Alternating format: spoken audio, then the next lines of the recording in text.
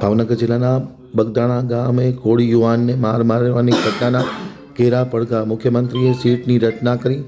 જયવીર ગઢવીના અધ્યક્ષસ્થાને સીટની રચના કરવામાં આવી. કુલ 5 પોલીસ અધિકારીનો સીટમાં સમાવેશ કરવામાં આવ્યો. તપાસ આજથી જ શરૂ કરી દેવામાં આવશે.